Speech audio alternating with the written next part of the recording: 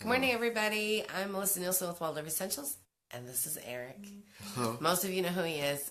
He is my other half, and we run life together, our house together, our kids together, everything, our business together. And he's joining me today on a segment I thought we would just do on getting dads involved, keeping dads involved, and then he has some great perspective. So we spent our staycation this year. We went to San Diego Comic-Con. We go every year, and a lot of people go, how does that work with Waldorf? Read some of our posts about it. It does work with Waldorf. And I'm actually, the blog post this week is how you, from a mom's perspective, how do you worry about everything and get it all? If you want to be doing something like that with your partner, how do you get all of those balls in play? And Eric's going to have a blog piece on just some of the things that you went to, some of the literacy panels that you went to. So it's not just movies and comic books. There's actually some really cool stuff that's going on there. And some of the things that we want to talk about today is first, we're going to talk about getting dad involved, and then Eric's going to talk about some of the panels that he went to where about age appropriateness of some things. So, Yes. and he's got some interesting things to share, and so I'm hoping that if dad's not watching with you, that you will sit down and share this with dad. That this is mom and dad together, homeschooling, especially with Waldorf, because there has so many intricate pieces. It's really important that you involve dad. I think homeschooling across the board should be a family affair, but I think that for moms that are struggling to know where dad belongs, and also we look tired because we've been running for the last 4 days. So I covered mine up with makeup. Poor Eric does not. So anyway, so first, as far as getting dad involved, I think one of the worried things I get from moms that are new to Waldorf is all dad wants to do is video games and show them Star Wars and blah blah blah. And we're going to talk about that in a minute. But from my perspective, what I want to share is you want Waldorf to bring your family together, not stress your family out. And so rather than no, you can't do any of that, let's look at if you've been a media heavy house, let's look at reducing and making sure that we're age appropriate wise, that we're doing things that are age appropriate. That's the number one thing as far as like reducing media. If you've come from a heavy media usage situation, and maybe you haven't, maybe you've just got a child that's coming up in Waldorf and you're just trying to figure out where the boundaries are. So working with dad, I think it's like super important he needs to know that you need him and that you need help. And I mean, Eric teaches a couple of days a week because we work together. And I know that's not the reality for everybody. But for that, I have to make sure that, I've got the job I have is making sure that he knows the Steiner perspective and understanding. So he's really good at reading and making sure. And then he reads my lesson plans and he follows through on the lesson plan. So it's not about me having control. It's about what is it that we're bringing to our kids and what manner do we want it brought in. And you're pretty sold on Steiner, right? So. Oh yeah. So anyway. I mean, we've seen families though that the mom gets introduced to Steiner and then goes full on and then goes, well, we don't need dad anymore. We have it. Sort of like that, but he's like relegated to his man cave. Because he doesn't feel like he can do anything. Because she knows what she wants to do and he's in the way. Right. And I've seen that quite often. And I think it's important to note that when Eric and I have been married 12 years this week, actually last week, when we got together, I already knew he has a degree in film, has a degree in writing, or journalism, and he knew I was kind of crazy about not crazy, but okay, crazy. It was wooden toys in my house. It's all of the natural stuff, and his bedroom was lined with action figures. So it was very different when we were coming together. And so I had to go, you know what? I really love this man, and he's got a lot to contribute to me and to my children, my older children, because my older children were from my first marriage. And so I got to figure this out because I don't want to alienate him. I don't, and so for a lot of years, and still, the wooden toys and sometimes an action figure hung out together. In fact, when Super Sam was little, he was like 4 or 5 before I was writing the kindergarten stories as they were forming. Um, thank you, Elizabeth. Um, when he was little, he had a little Hulk figure, remember? Mm-hmm. And Hulk used to live in the mushroom house with the gnomes, and he used to help them clean.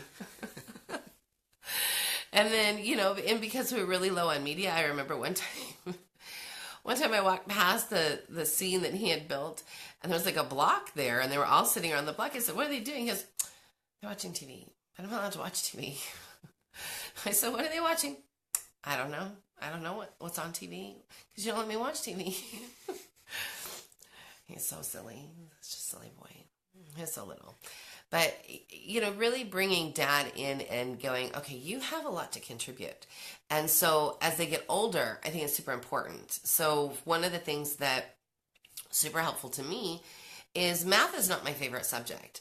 I'll do it. Yeah, I wrote a math book, but it's not my favorite. It's totally not my favorite subject.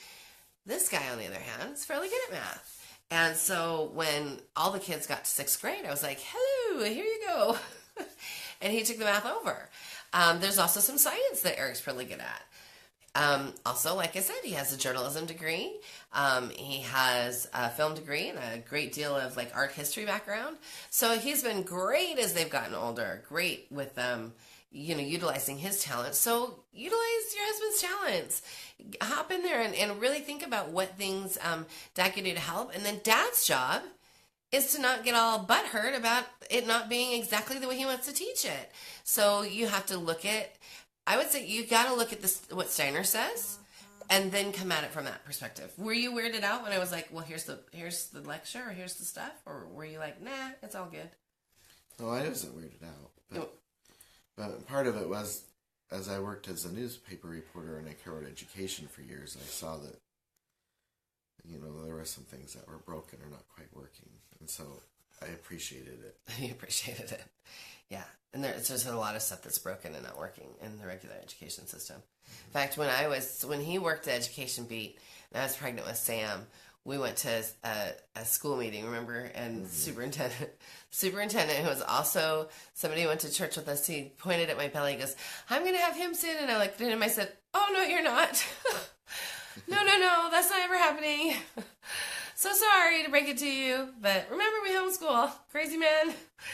So, no, I think that it's not broken everywhere, but it's across the board fairly broken as a general statement. I don't like generalizations, but so, one of the things that that was great was that you did have that perspective. You did see all of the things that I remember when you were when they were pushing kids in the state of Idaho, and it may have been Common Core stuff, where they were pushing kids to know what their career track was. And how old were they? Like 6th grade? Yeah. Sam was in 5th grade. I can't even imagine him going, "I want to be an astronaut," and then like still sticking with that when he was an adult. I remember I questioned the lady from the State Board of Education. She started yelling. She got really mad at you. She got really angry at me. Yeah, and that wasn't because they were reducing recess and they were reducing drama and they were reducing all of these other things, and then forcing 6th graders to come up with a career path. And we were like, huh? Because I said, what if the kid's career path is to be Tony Hawk one day? And she's like, oh man, we both sound hoarse because we're fighting colds. No, I think that I think it's about being back to what we were talking about. Dad's got to be pliable, and so Eric was super pliable. So, Dad, if you're watching, what do you got to say? What would you say to dads that are watching? Read Steiner. Yes, research it, have conversations that aren't from both sides, that aren't like looking down at each other or accusing each other, or being open and figuring out ways to accommodate everything. Yeah. And I think it's important to say too that because you can read Steiner and go, okay, well, how in the heck do I do that? And then, we have some resources, and then there's some great books out there that really help you translate a lot of what he says into some lessons. And so don't be afraid to work together as a team. Even if Dad's not home all day, I mean, gosh, even if Eric wasn't home with me, he would still be doing some sort of teaching of something. Yeah. Because I think it's important for Mom and Dad to sort of teach together. And we have different. Oh wait, somebody says your shirt is cool. Oh, it is. It is a cool shirt. I thought it's day after Comic-Con, so you should wear it. Yeah. Dads represent. So, but no, I think that that having a relationship where you can teach together and work together, and a lot of it, sometimes moms tell me Dad has zero desire. I just want Mom to take care of it. I have no desire to do that, and I guess I can accept that. I think it's kind of sad. I think it's sad because I think one of the things that's great is that our kids have perspective of both of us teaching. There was like a whole 3 years that Samuel didn't want me to teach. He'd rather have Dad teach. But the other day he was like, Mom, I like your teaching again. I didn't do anything different. He grew. So the second part of our segment, hopefully if you've got questions and we've not answered them, please put them in the comments. But the other part was we went to some panels this weekend. Yeah. And this one comes up a lot, like age appropriateness of things. And so what was the panel called that you went to? Well, I went to one that was the Lucasfilm Publishing panel. And I remember, there's dads and probably moms too that get all excited, like, oh, I can't wait to introduce my kids to this. To Star Wars. So. But it was interesting. There's this whole vast universe of Star Wars. So I get that question a lot. What can you do when? Well, it was interesting because the authors talked about their first exposure to it. And some of them talked about being young and being scared by it and not really getting into it till they're older. And some of them talked about how they had kids that were 6, 7 years old that hadn't watched it yet. And I think there are parents that are in a hurry to show their kids things that they're not ready for. Right. One thing I remember with Sam is I had some things from like a Tron movie. Yeah, I remember. He hadn't seen the movie, but he made up all of his own names and his own stories. And it was like, I thought it's almost limiting to show him the movie because then it cuts out. Then then it's all about adhering to the movie. Right. And instead he was making up all of his own names of characters and stories. Remember Sharkness? Yeah, Sharkness was one. It was a character that had a fin on its back or something, and he called him Sharkness. Yeah, Sharkness. And he was a good guy, but he was really a bad guy in the movie. So. Yeah. And but I thought it was interesting that these authors talked about how important age appropriateness was for the audience that they did, because sometimes you get people that are like, oh, just let everything fly. Well, and we do have, I would say probably, once every quarter, there's a question about what order Star Wars movies should we watch. If we are introducing our children to Star Wars, what order should we watch the movies in? And lots of people have different opinions from an adult literary perspective, and we often have opinions based on developmental perspective of children and what sort of where they are and their ages and that sort of thing and what to bring to them. But then also, there's this whole line of books. You can always start with some books that sort of introduce you into this universe. That there's those young Boba Fett books. I'm not sure what the age they're gauged toward. Probably Sam's age. Then there's, if you've got to, there's those stupid, the Good Night Star Wars ones, or the, there are some readers and things like that. But I think that one of the things that's really important, and I get this question a lot too, is you can have bits of this other world that's really important to Dad or Mom. It'd be really important to Mom. I've met some moms that are as nerdy as you are. I just wasn't in that place. I was in the strawberry shortcake land as a child, and I had a single mom, and I wasn't into that stuff. I am now. I'm enjoying it now, very much so. It's like there's not enough hours in the day for me to watch everything I want to watch, because there's really limited media when I was a kid. But I think that it's important to realize you don't have to cram everything in at once. You got to take your time. What were you going to say? Well, for years, Sam has been asking to watch Captain America. All right. And then it's like, well, then we have to explain World War II to him. Right. He needs to know eventually what World War II is all about. It's not something that he's ready to be burdened with. It's like in Star Wars, there's these heavy elements of parent-child relationships. Right. Super dysfunctional. And we were really, right. And so without going totally into what we were talking about before, we were really careful with our big kids in watching some of those because of some of the struggles they were having with their dad. And so, I think it's important to look at the entire movie as a whole and look at the elements in it and sort of see what things are appropriate and what things aren't appropriate. And I think it's important for dad to be open to that and dad to not be frustrated at it and dad to be able to go, oh, I understand what your objection is. And it's important for mom to not be like, no, it's just about violence. It's not about just that. No. And in fact, that was a huge wake-up call for me. Was that it's not just about the violence. Some of these movies are so well written that if you can suspend what you're there for, it's really I am very much enjoying the whole Marvel universe. I got to know what's going on in the TV shows, and I got to know where it goes in with the movies because I'm weird that way, and I have to be able to have this full picture, whole of parts. I got to see the whole picture, and so I'm very much enjoying those. I very much enjoyed the Star Wars saga, and I never would have delved into it more if it hadn't been for Eric. And so that's this whole genre. And so many other things. We're going to go see Valerian this week and Justy and I. I think it's really important to note that we see everything together first. And we're really careful. And like you said about Captain America, and I've said this before in other videos, I look at the time period that things come out in, especially Wonder Woman that just came out. Beautifully done. Excellent movie. Loved it. Really hard to explain the evil characters. Oh, wait. There's questions. We have questions. Really hard to explain the evil characters.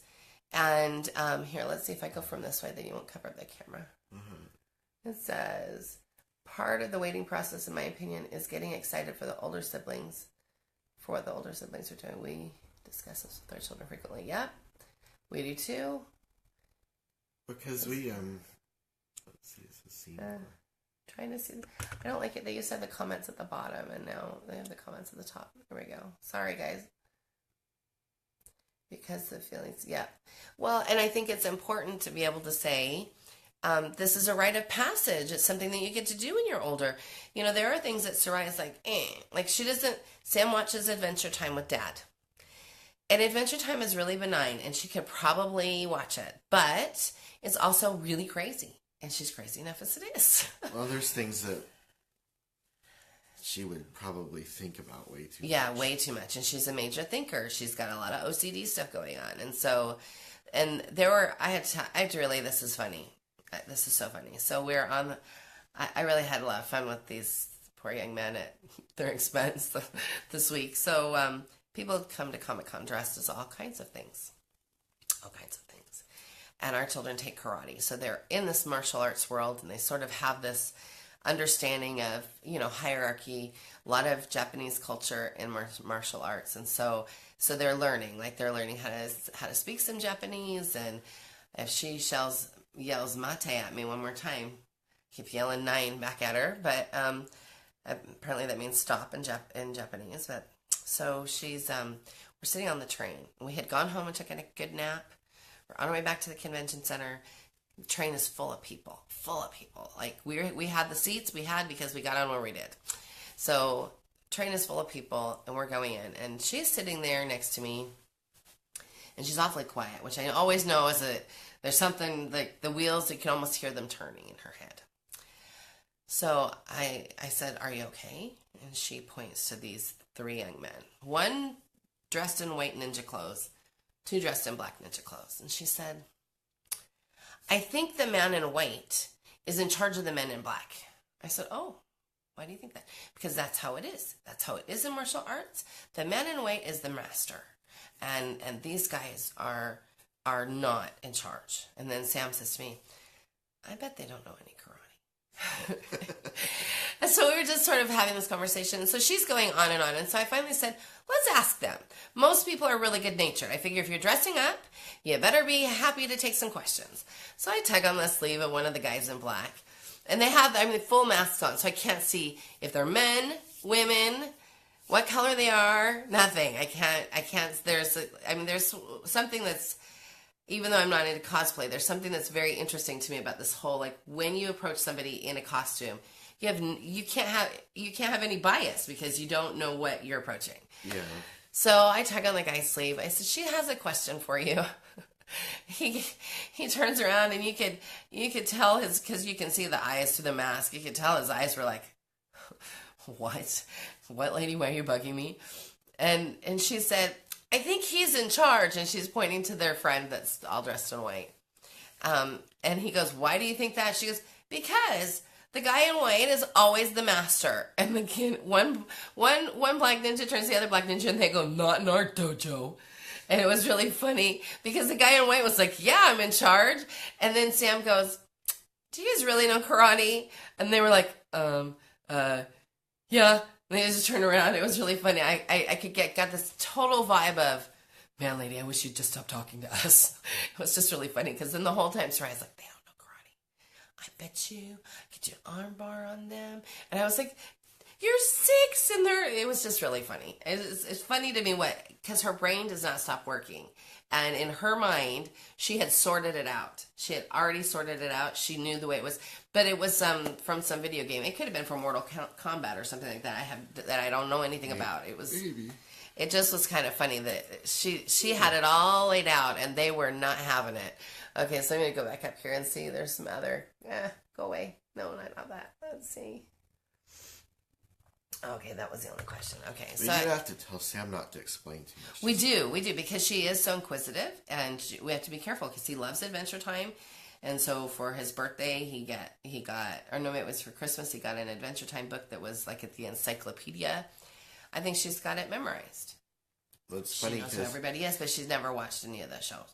We're gonna take her grocery shopping. She sits in the cart and she pretends to talk on the phone to BMO. I don't even know where that came from. Adventure Time. We have no idea where that comes from.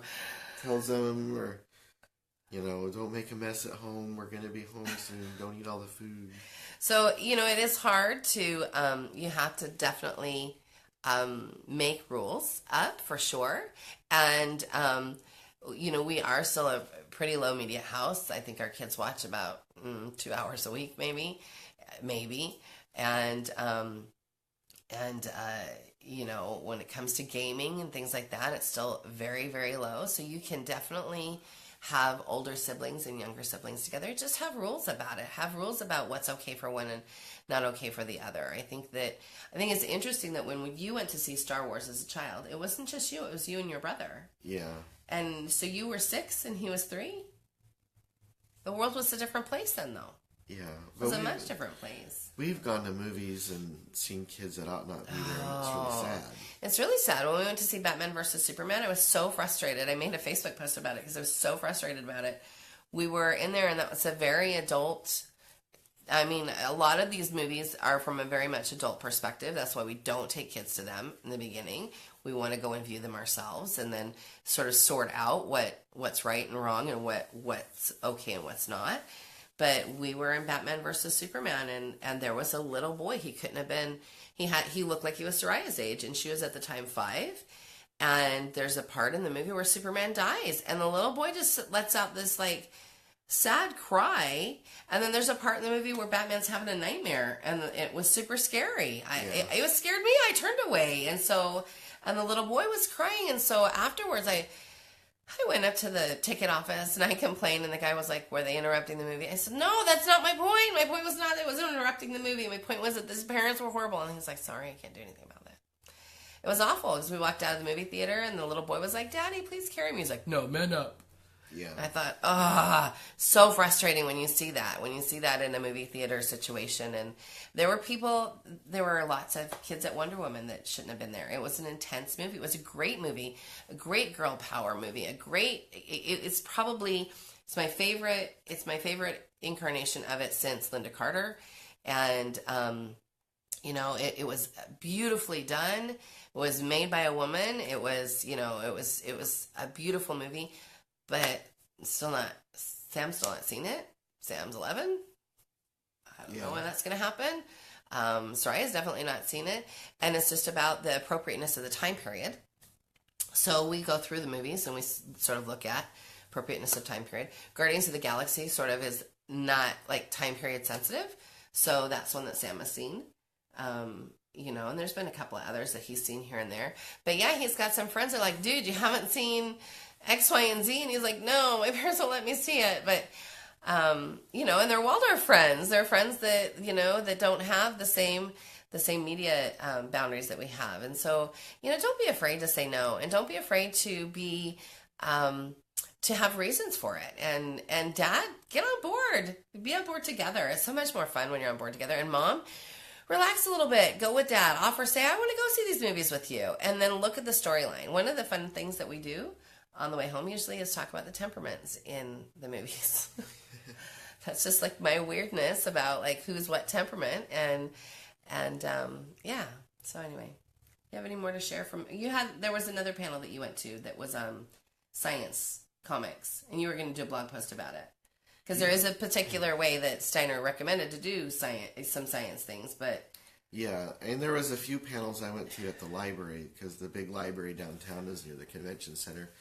And they had a lot of panels for librarians and teachers and things, and so I went to a couple of those and was introduced to some things that I think kids would like to read, but there was also one where they talked about comics to help explain some concepts that are a bit difficult to explain. I like some science concepts. Yeah. So there's I got a pile of stuff to go through. He does. He's got a lot to go through, and he'll report on it when it's like a major information dump. It was. We're still processing for sure. We're exhausted still. He looks more tired than I do, but he's also fighting a cold. So I fought the cold. I got the cold on Wednesday and fought it the entire time we were at Comic-Con, and he got it yesterday. So hopefully he'll get over it quicker because we're not so exhausted. So anyway, that's all we've got for you today. I'm hoping it was helpful. I guess my biggest thing is Mom and Dad work on this together. Be in it together. I think that there's no... I homeschooled before without Dad at my side with my first husband. He didn't want to have anything. Wanted hands off. He wanted me to do it all. And this is so much more fun. So much more fun. The two of us doing it together. So much more... Because the conversations we have are conversations about what is it that we're doing? What is it that we want? And I mean, not all of our conversations. A lot of our conversations have anything to do with kids, but I really appreciate that. I appreciate that we have things that we can talk about and that you're interested in it and that you want to help. And, I know a lot of people might say, well, he has all this time because he works from home. I promise we don't have time. Man, our butts are kicked all the time. Look at him, he's so tired still because I work him so hard. No, but it's because he was even interested before when he worked as a newspaper reporter. And so it's just about going, wait a minute, this is a hard job, but I want to help her out. And we want to be on the same page together. Mm-hmm. I think it's super important. So anyway, I hope you all have a wonderful week. It's Monday. Smile, Daddy. All right. Have a wonderful week, and we will see y'all later. Bye now. Bye.